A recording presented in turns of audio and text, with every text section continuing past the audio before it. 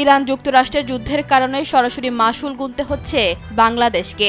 একের পর এক ফ্লাইট বাতিলের হিড়িক পড়েছে শাহজালাল আন্তর্জাতিক বিমানবন্দরে। পরিস্থিতি এতটাই নাজুক যে ফ্লাইট বাতিল হওয়ায় হাজার হাজার প্রবাসী যেমন আটকা পড়েছেন, তেমনি দেশীয় এয়ারলাইন্সগুলো গুনছে কোটি কোটি টাকার লোকসান।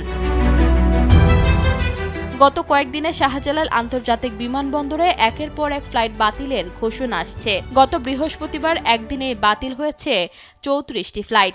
গত 6 দিনে মোট 210টি আন্তর্জাতিক ফ্লাইট বাতিল করতে বাধ্য হয়েছে এয়ারলাইন্সগুলো। নিরাপত্তার খাতিরে ইরান, ইরাক, দুবাই সহ 7টি দেশ তাদের আকাশসীমা বন্ধ করে দেওয়ায় তৈরি হয়েছে নজিরবিহীন স্থবিরতা। Air Arabia, Emirates, Qatar Airways এবং দেশীয় ইউএস বাংলা ও বিমান বাংলাদেশ বড় ধাক্কা খেয়েছে।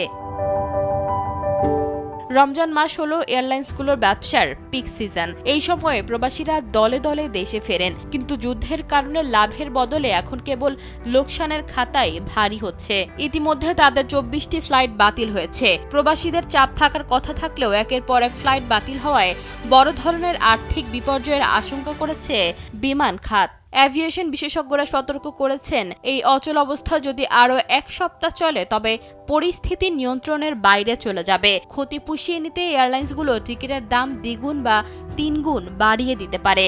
এতে সবচেয়ে বেশি বিপাকে পড়বেন সাধারণ প্রবাসী শ্রমিকরা। ঈশিতা আক্তার, সময়ের আলো।